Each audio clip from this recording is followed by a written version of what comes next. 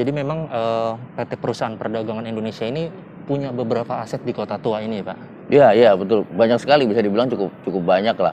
Ada beberapa titik ya, dan itu cukup bersejarah, punya cerita, dan sampai saat ini juga masih digunakan beberapa.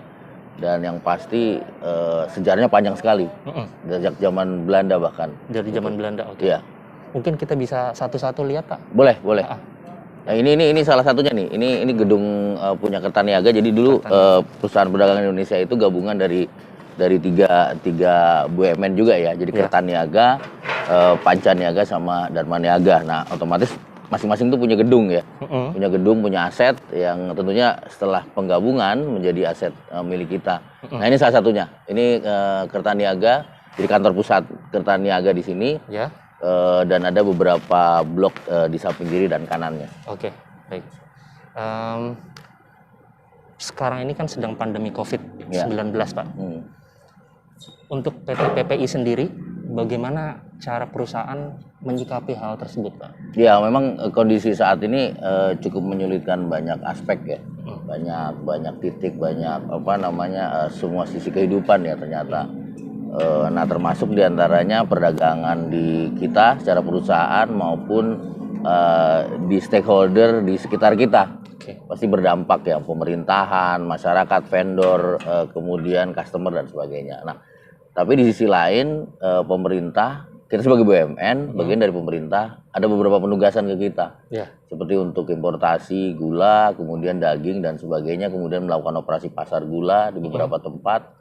Itulah salah satu penugasan pemerintah kepada kita kaitan dengan pandemik tersebut, karena dengan adanya pandemik harga naik dan sebagainya, masyarakat. Nah, tentunya kita berupaya untuk bagaimana masyarakat nggak panik. Itu salah satunya dengan tadi ada operasi pasar gula dan pemberian bantuan sembako di beberapa tempat. Iya Pak. Oke. Mungkin kita bisa. Boleh ya. Iya. Oke. Ini kalau dilihat gedungnya, bangunannya masih asli ya. Masih asli dari zaman dulunya. Bahkan kalau Kertaniaga ini sendiri kan bagian dari penggabungan The Big Five yang milik Belanda. Ya, Pak. Iya, jadi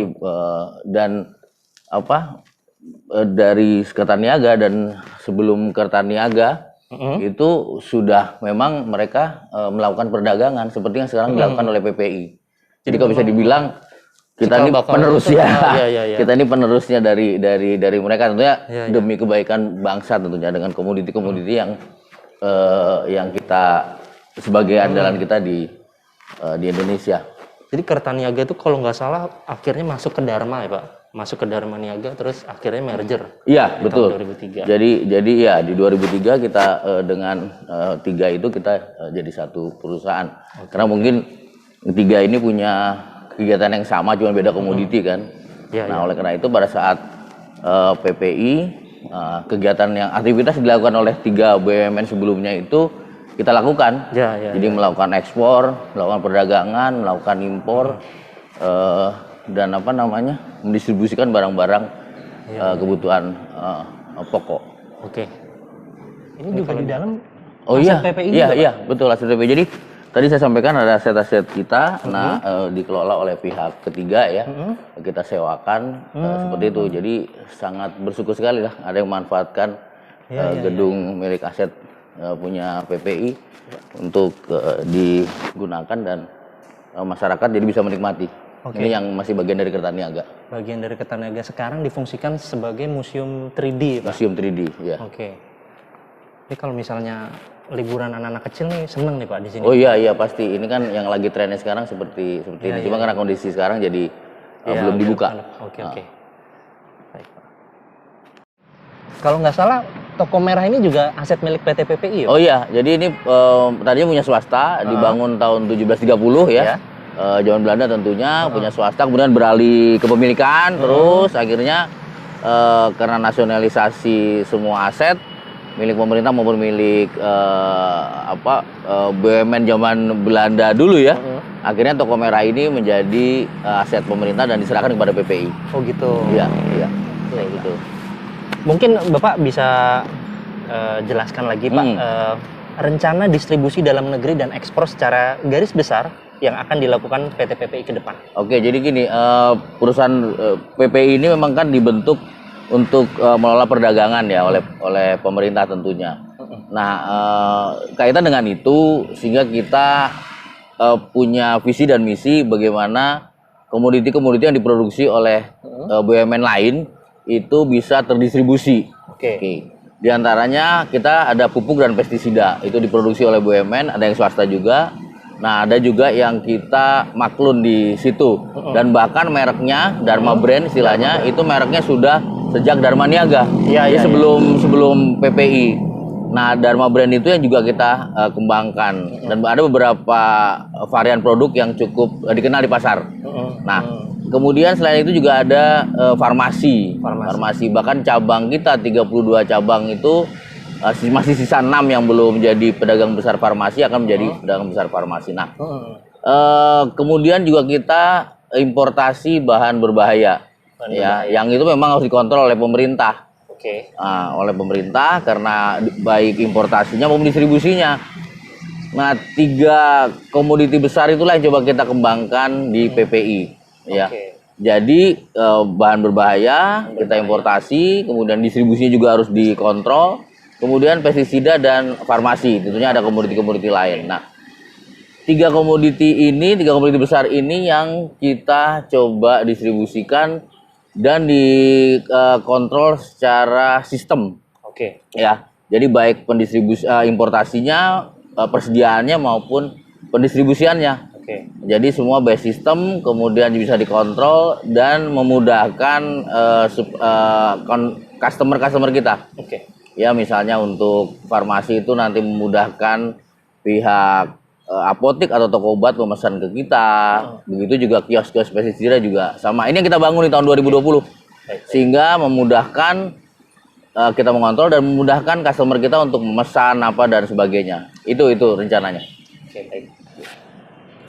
Ini besar sekali ya, Pak? Oh iya, gitu ya. Kalau kelihatan dari bentuknya ya, ini kayak dulu kan kantor ya, kantor. Jadi mungkin lantai 1 untuk dengan konsumen, kemudian administrasinya di lantai 2. Nah, sebagai jadi kata sekali ini adalah kantor. Seperti tadi saya sampaikan bahwa di Kali itu kan sebagai tulang punggung transportasi perekonomian dulu, jalur distribusi sehingga kantor-kantor banyak berlokasi di sini. Otomatis ini kantor perdagangan. Kalau kita lihat, waduh, itu besar sekali ini. Luar biasa. Mungkin Cikal Bakal Cipta Niaga dulu mungkin memegang peranan penting, jadi kantornya harus cukup besar. Nah, ini kalau kita lihat seni bangunannya kan kental sekali dengan Eropa ya. Berbicara mengenai ekspor, Pak. Ya. Saat ini kan pemerintah sedang gencar untuk geber ekspor ya, Pak. Iya, betul.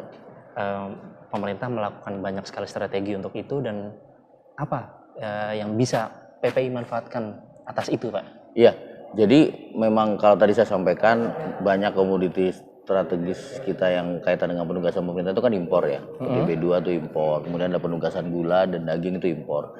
Nah, tentunya PPI kita juga ikut berperan dalam memacu ekspor tadi. Nah, ada beberapa yang sudah kita ekspor.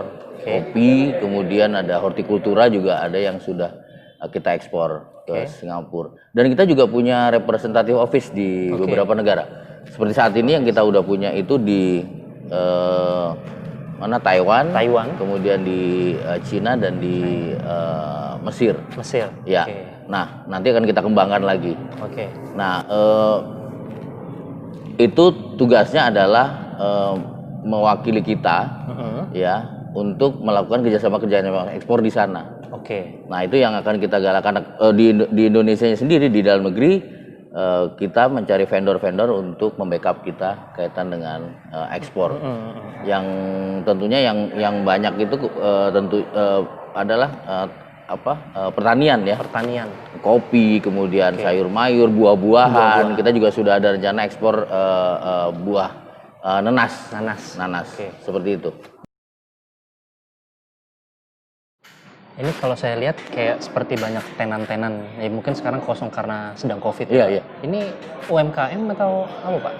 Jadi karena gedung ini kan bekas Dharma Niaga ya, tadi Ya. Cipta Niaga, Dharma Niaga di sini ada gedungnya. Nah, kebetulan ada space yang cukup bagus ya, cukup cozy istilahnya kalau zaman sekarang, dan juga terkoneksi dengan Kota Tua yang bagian tengah, bagian intinya, sehingga untuk kepedulian kita dengan UMKM, nah kita jadikan sebagai space ya, untuk khusus untuk UMKM gitu loh. Nah akhirnya dibuatlah seperti ini. Jadi petak-petak yang saya kira cukup menarik dan bisa mendatangkan mereka-mereka yang berkunjung ke Kota Tua. Oke, baik.